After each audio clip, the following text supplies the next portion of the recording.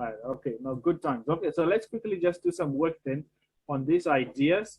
Maybe I don't know. Maybe if we have enough time, we can analyze a few of the games we played. But basically, so I want you to take a few, just 2 minutes, to tell me your thoughts about this position. What do you think is the evaluation of this position? And what are some plans that you can come up with? What would be the plans? So maybe let's say 4 minutes. Come up with the evaluation. Are you winning? Is it a draw? Are you better? Are you slightly better? Is it a draw? And all of that. And then what are some plans? So 1 point for the correct guess, and then 2 points for right evaluation and also a sensible plan. So you can think until 7:55. So there we are trying to engage the mind as much as possible so that we won't just leave here knowing these things, but if at least we've experienced them in some way. So take 4 minutes, then we can continue. So I'll pause a bit.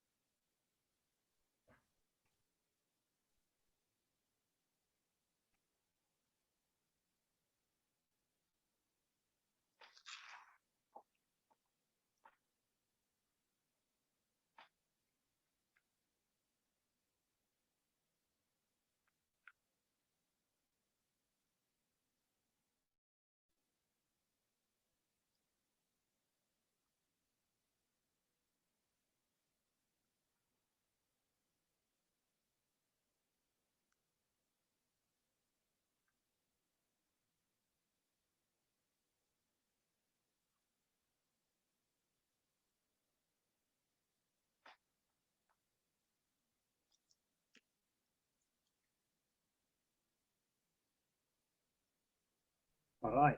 Okay, we are back. It's 7:55. So let's start. Uh, so who would like to start telling us their judgment of the position and the plan of the position?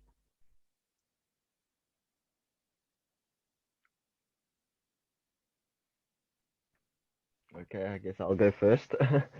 Okay. um, Thanks, Ron. I feel like white might be slightly better, um, Yes, sir. for several reasons. He's got a nice square on e5 to jump to for his knight. His queenside majority is already on the roll. I mean, like ideas of a4, b5, and c6 are in the air. Mm. Um, so, and I know it's black to move in this position, so I was calculating black has very little possible moves in this position. I feel like it's either rook to c8 is one move or queen to f6 is the other move, or the two moves that black that improves black's position. Um, so with something like rook to c8, I would play like a4 and then try and go for b4. Um, but with something with like queen to f3, stopping knight to e5, I would try and play knight to b5 and try and see if I can come into the d6 square.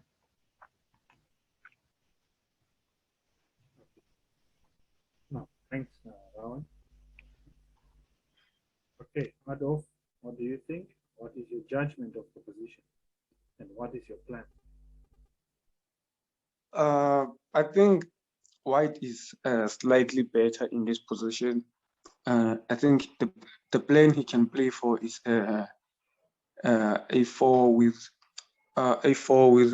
b4, preparing b5, and then as for black, he can try since white is already playing on the queen side, black can try playing on the king side with moves like knight f4, trying to remove the bishop on d3 because it's already supporting the attack on the queen side. So knight f4, and then if the bishop moves, he can start his own attack on the king side with g5. So yeah, I think black can counter like that. All right. So what do you think is the judgment? Is white better? Is it equal? Is it a draw or is white winning? What do you I think? think I think white is winning, but then only if he plays correctly, of course. I think black can hold with best play. Okay, you think black and hold is best player. Okay. Yes. Thanks. Michael, what do you think about the position? My initial impression was that white should be a lot better. And then I kind of spotted ideas of knight f4, like Adolf mentioned, which I get kind of makes it unpleasant because we can't keep our bishop on the diagonal covering b5. And if we have to bring our bishop back to b1 or c2, that's not too desirable. So those attacking ideas of knight f4 and g5 do scare me slightly as white, but I feel like we should be able to defend against that. So okay, there's the plan the other two guys mentioned with expanding on the queen side. I was also slightly tempted to try to get in a position where I can play f3 as white and target the backwards e6 pawn. But I do think our main plan should be expanding on the queen side. I would say white's a lot better. Black is going to try and throw the kitchen sink at us, and if we defend correctly, we should win the game. Great. Thank you, gentlemen. I like what I appreciate, and I must say it because it's a very good quality, is you just didn't get excited about white's advantage. You tried at least to figure out how can black find a way to settle you, so to say now. So the evaluation of the position is white has an advantage. White has a positional advantage of the queen side pawn majority. Now, if you draw lines in the center, there are three ways to divide the chessboard. Right? The A file, the B file, and the C file make up the queen side, and the D and the E files make up the center, and then the F, the G, and the H file make up the king side. Right. Now, we say why Because normally, if I would say this position is better, for the unsuspecting chess player, they're asking, but why is he saying this position is better? What is so good about white's position? So let us see. In the center, black has 2 versus 1, right? So that's an advantage for black. On the king side, we have the same amount of pawns, 3 versus 3. But on the queen side, white has 3 versus 2. This means 3 pawns against 2. But now what is important to notice is that the pawn on c5 has gone past the d pawn, meaning this pawn cannot be affected by any of these pawns anymore. So effectively, white has 3 versus 2, whilst we can say black has 5 versus 4, because the king side and the center can be brought together, since our pawn can still affect the pawns on the king side. So now we can see clearly that white has an advantage because he has just a free opportunity to make a pass pawn, because his c5 pawn is advanced far ahead of the central d pawn, so it can never be affected. This side of the board is effectively separated from this side of the board, and this gives white an advantage. So this is called a positional advantage, the queen side pawn majority. It's a positional advantage because of the reasons here that we can make a pass pawn. But what is the big idea? We can argue that, okay, so big deal. White can make a pass pawn on the queen side, but we can see that black is able to also make a pass pawn. But even if it were the case, the pass pawn on the king side is usually close to the king, because normally we castle the kings on the king side. So my king will be able to stop the pawn easily, and your king will be far away from the queen side pass pawn, as we know, with an outside pawn majority. With an outside pass pawn. In the end game, so let's see some diagrams.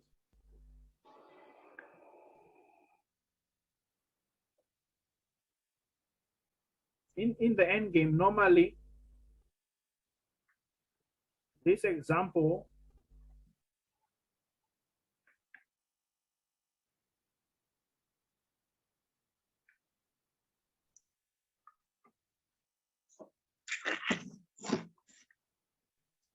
this position will give white an advantage, white to move, because white has an advantage of the outside pass pawn.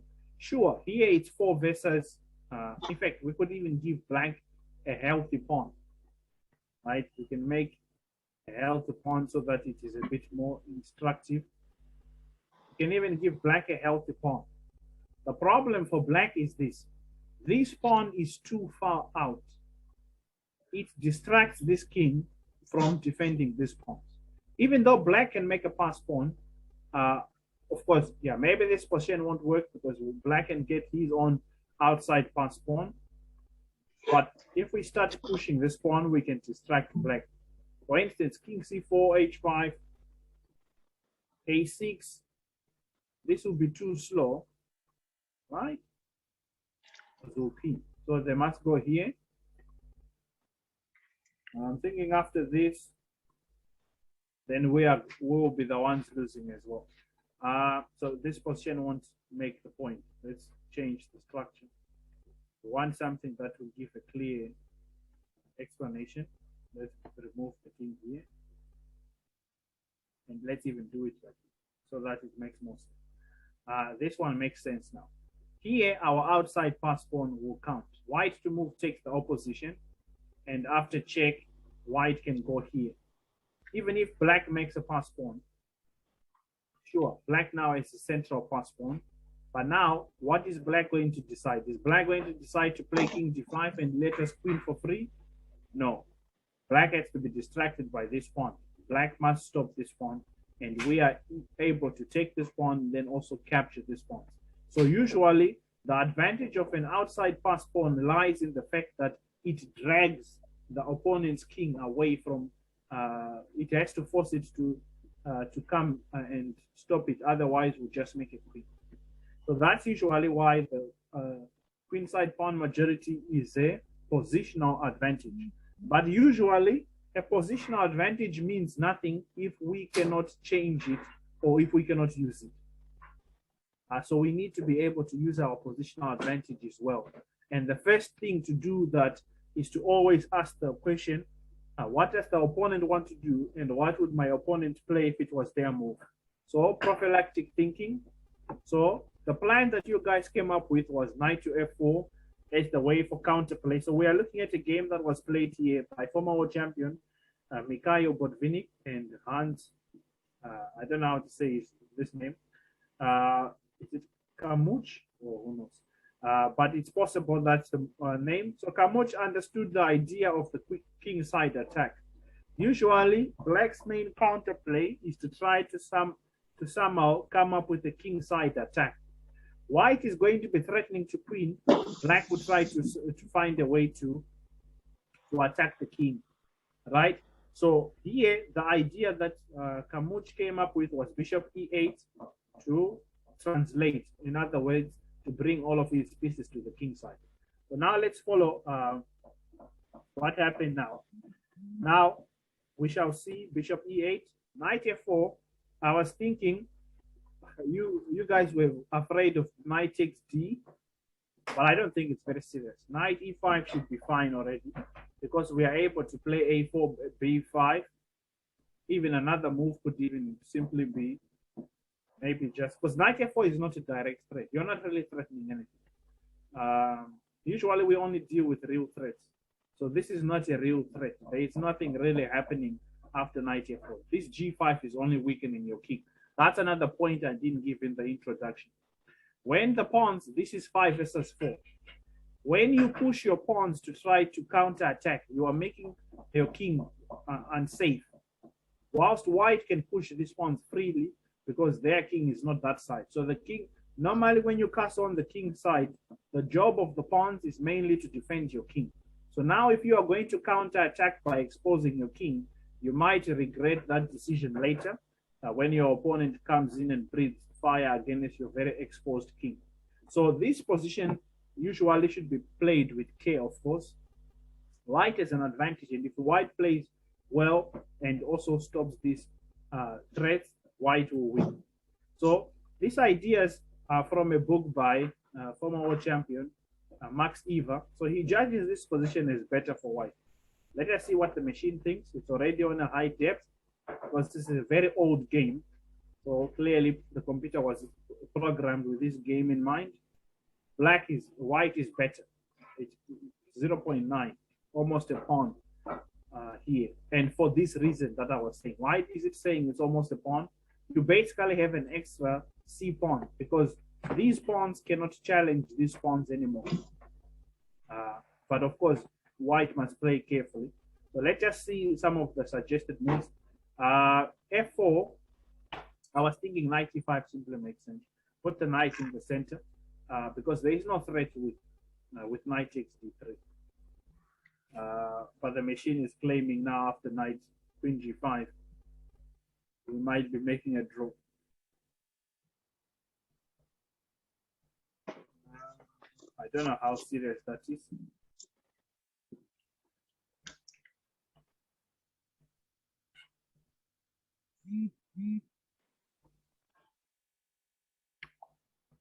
Maybe 95 is rushed. Let's try g3 first. Because this, you are not upset if this happens. This actually gives you an advantage. Because your pawn won't be stopped from getting to b5. Your queen is attacked. That's the main idea why I was comfortable to just jump with knight e5 immediately. Because we still control that b5 square with our queen and our knight. Even if they exchange here, it won't help. Because we are still able to, at some point at the right moment, control the b5 square. a6 can be met by even rook a1, a4, b5, so that we can make a pass on. Now the knight. This is an example of a good knight versus a bad bishop. It's a bad bishop because the pawn in the center is of the same color. So the knight taking the bishop is not a very serious threat. But yeah, so the only way to watch this position is not to appreciate the kingside attack, as I was doing. So knight e5 will be rushed. g3 is necessary. So we see that white is winning. But now let's see how the game progressed. bishop e8 was played in the game, and then g3 to stop this knight f4 idea, because now it was coming very dangerously with bishop h5 in mind, putting pressure on the knight. So g3 stops the knight from jumping, and usually this is a positional idea. Whenever the knight is on g6, you push the pawn on g3. You dominate the knight or limit the knight with your pawn. The same thing, if the knight is on b6, you push b3. The knight can't move forward. So that also is a positional idea, but here it's very concrete. We want to stop this plan of knight f4, bishop to h5. So now this was the move that was played, and after g3, preventing both knight f4 and here. So the move slows down the king side attack, because black must try something. If black waits here, black will lose easily. Now, what do you think is the main difference between the position that black has here and the position that black had in the training games we played earlier? So you can unmute if you have an idea. In this position, we're talking about white. White has no. He doesn't have the other bishop. He doesn't have the dark square bishop. Okay, And so this position is much more closed than the training position. That training position had an open center. This one, the center is kind of closed up. Okay. Thank you. Michael, what do you think is the main difference between the training position and this one? Yeah, I was more thinking with queens on the board that there's more attacking chances for black, whereas in the training position, it felt like we were just sitting there suffering, hoping for the best. Yeah. Yeah. No, it was a bad position for black. Rawan, what do you think is the main difference that you can notice between this one and the training position? Well, black's not losing in one move to start with. So I do agree with Adolf that it's a closed game more than the open game. As well as black's already castled, so he's not stuck in the center trying to defend the position. Yeah, that's true. Black is not playing no castling chess, right? Yeah. Yeah. All right. Yeah. Sorry about that. I don't know what happened. I probably wasn't paying attention. I should have clicked. I take it for granted that sometimes it just leaves it like that. But since it was a board editor, yeah. So my apologies about that. So yeah, I feel like black's even though black's in a worse position, he's at least safer in this position than he was in the training game. Definitely. And also, what you notice is key. The center is almost semi-closed, you could say. Now, the center won't change too quickly. The situation in the center won't change very quickly. So there's a little bit time to maneuver. In the training position, there was no time to maneuver. The center was wide open. Any slow move could cause you to lose. So rook to c8 was played now. And then rook to e1, queen to f6, and then a3. Notice usually grandma, by the way, it's not so much about rushing to make this a plan happen. This plan is going to happen in its time. These pawns are going to destroy these two because they can't be affected by this one. And this is usually the art of strong positional players. They do not rush. Even if you have an advantage, do not rush. It's an important principle, mainly in the endgame, of course, but not rushing to complete the plan is important. What is more important is usually to make sure, in fact, a threat is better than the execution. Grandmasters, when they see that a piece is completely under its power, they will leave it there. They will not take it. They will leave that piece there until, if the game comes to mind. I'm sort of imagining it, but maybe we won't have enough time. Maybe I'll throw it in this study. You can check out the latest study when I remember the game. But there's a very instructive game where the opponent could have taken, what was it, a bishop or something of the opponent. He left it there for like, I don't know how many moves, because it was not going anywhere. So the threat is stronger than the execution. but it's more important to first deal with the threats of the opponent.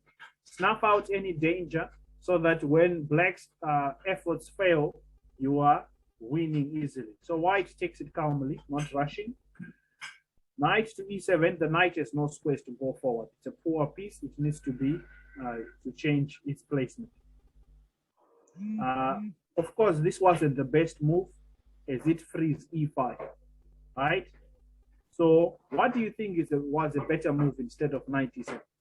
If you are playing black, imagine you are playing black, what would you think was a better move than going to knight e7?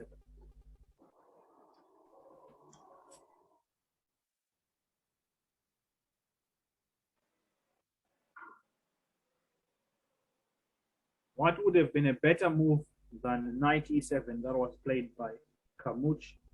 What would you have played here? This is probably where I'd lose. Oh, yeah. You can go first.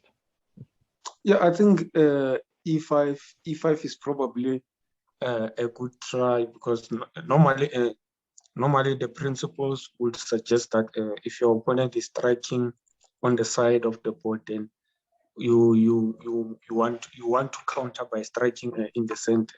So e5 seems to be a nice countering idea. Yeah, so I must say that is a very good point, but I can help you also. Can I interject there with e5? Yeah, I think you dropped the d pawn. Yes, I was going to mention that. Right, I wanted you to be a learning moment. Whenever you follow principles, learn this. Strategy is always secondary to tactics. Even if the principle says you must do something, confirm that the principle is not failing to tactics. I have learned that lesson the hard way, because usually I would claim I'm a strategic or chess player. That's a claim. No one knows if this is a fact. But I've seen that just blindly following strategy can get you in trouble. Tactics must always be checked, because tactics always override strategy. That's why that quote that says chess is 99% tactics or chess is 99% calculation. Usually the game is lost because someone calculates better or sees more tactics. So we follow principles when they respect tactics. Otherwise, our principle won't work. But it is true that principle counter in the center when the opponent plays on the wing. But here, as Rowan noticed, 95 will be taking a pawn. So, Rowan, what did you want to suggest? I was gonna say this is probably where I'll lose as black and lash out with like h5 and try and play h4.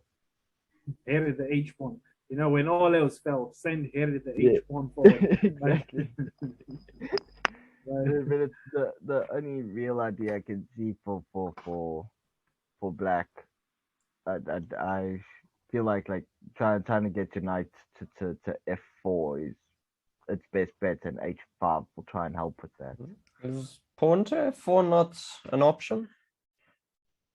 Yeah, so that might even be better. Yeah, pawn f4 is an option. It's a good guess. The idea, though, would have been better would be first to remove this knight, and then after rook, then f4. This offers better counter-attacking chances, because now 95 is not possible because of tactics.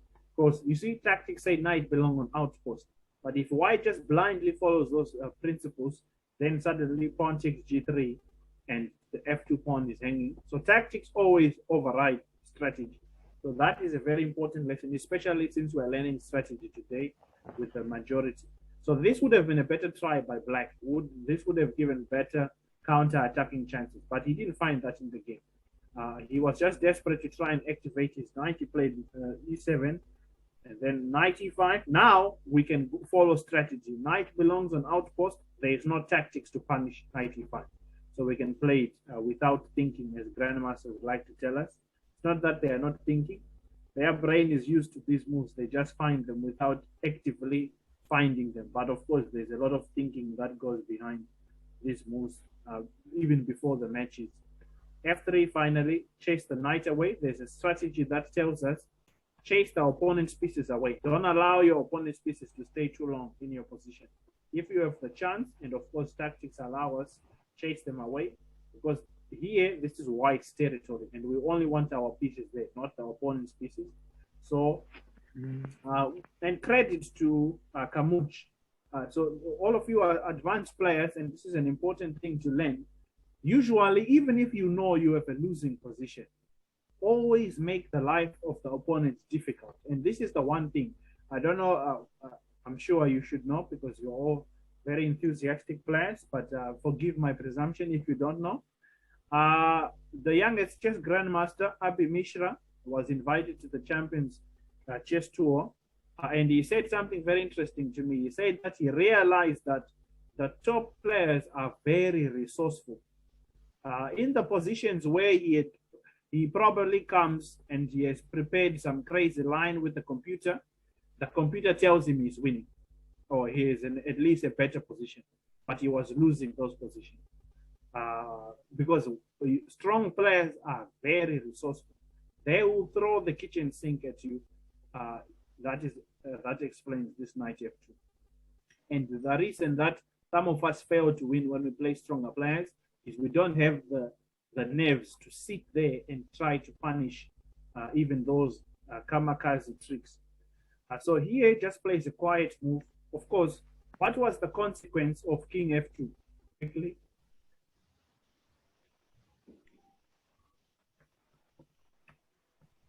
Usually we calculate first moves first. What was the consequence of king takes f2?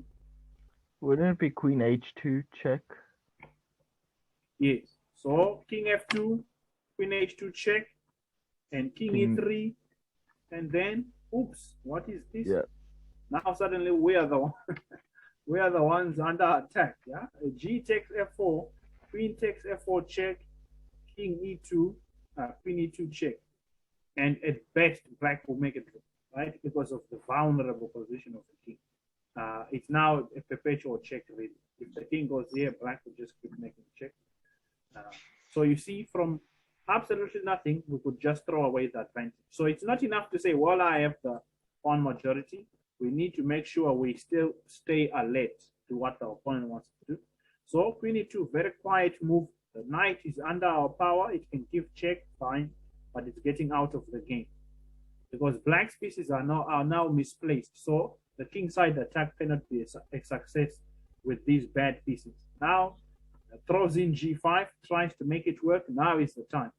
Rawen's idea earlier, knight b5, jumping to a7 or d6, because now usually you only go forward with your plan when the opponent doesn't have real threats. And I hope you are seeing this lesson, that though we know white is an advantage because of the reasons we have clearly highlighted, we now see what world champions do. First, stop the real threats. When black had real threats, white had to focus on that. Now that black has no real threats, these pieces are horribly placed. They are not doing anything. These pawns are just exposing their own king, if we are honest. So now we go forward with our plan. Now we need to take our advantage on the queen side. Knight to b5 was played. Bishop takes b5 is forced because the knight is too powerful. Bishop takes. Black cannot allow the knight to go to d6, where it would occupy a commanding position. Usually, strategy tells us if you can outpost your knight on the 6th rank of the opponent, you have a winning advantage already. So black did not want to wait to see that, and the bishop was hopeless there on b5. White never gave black the time to play this idea of bishop to h5. So the final preparation after rook f6, bishop d7, and now it's just GG. I think Michael also had an idea to attack e6, the backwards pawn, but notice how the timing of the top players always work, because we know in chess the principle of two weaknesses. This advantage we haven't even used it. It's just there because a threat is stronger than the execution. I hope we all take that one today with us. We keep it there because there is no rush. Do not rush. We continue to improve the position, stop the threats of the opponent, and as Mr. Yasa Serawan likes to say, then you start expressing yourself, right, to show your personality on the chessboard whilst the opponent suffers. There is no way black can survive this now. The game is almost over. The curtains are coming. Bishop d7, the final preparation before the advance of the queen side. And now rook to d8, trying to at least stay in the game, and b5. Now is the time. We have a clear path to make a pass pawn. Queen to h5, still doesn't give up, still tries to, as black can in no way prevent the plan of white. He makes a last desperate attempt to achieve a positive result on the king side. But that's again the principle. The top players don't give up, even in a completely lost position. They'll still try to make you nervous and panic.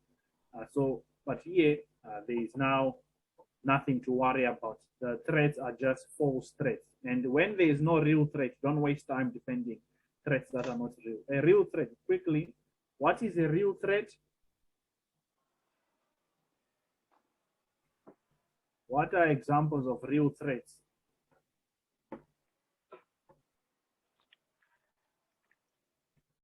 Anyone? Well, a checkmate threat or Checkmate a threat threat, of a exactly. fork. That's a very real threat. What else? I think generally it's threats that come with tempo, with bigger objectives than your opponents. Yes, right. For example, checkmate or capturing a free piece or attacking a piece of high value. So those are the real threats we should always prioritize. We defend those ones always. We have no option. The real threats must be defended before they happen. So when there is no real threats, there's no need to waste time. Our plan now continues. And the game was finished off quite nicely. Rook to h6 with the threat. Now I won't give away the threat quickly. What is the threat after rook h6? Knight f4 check.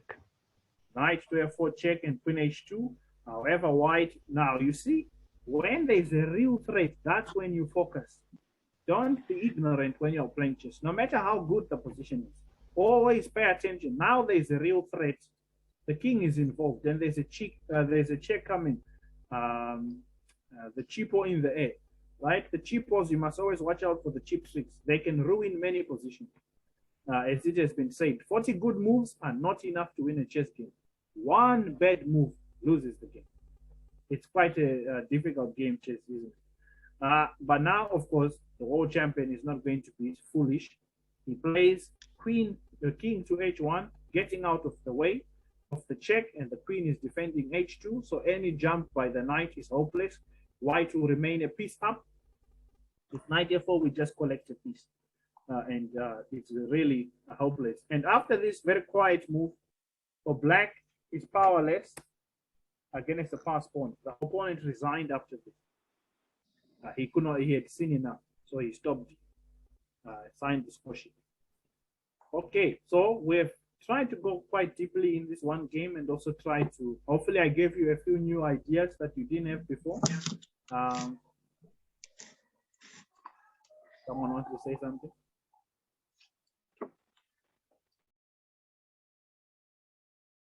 Oh, okay. So the 2 points to take away: always analyze correctly, judge the position correctly, and then find the opponent's counter chances. What are the counter chances? What is the counter play of the opponent? And always make sure you stop the real threats. And finally, prepare your own plan step by step. There is no rush. Because here, the position is completely lost, but the opponent was taking his time. So, yeah, maybe before we go, is there any questions about the subjects today? The rest of the games, you are more than encouraged to go through them yourself and find out more details. The games are there. There's 3 more games. And also, I plan to add some exercises in the other Leeches study. I haven't put exercise positions. I'll try to gather some exercise positions.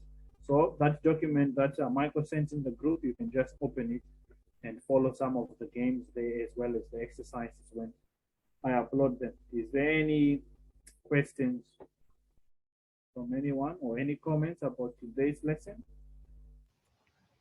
No, I think you explained it very well. Thank you very much. Sorry, Raman, you said? I think you explained it very well. Thank you. No, thanks. All right. Doesn't seem like there's any questions. Thank you very much for the session, Coach. It was enjoyable. No, you're welcome.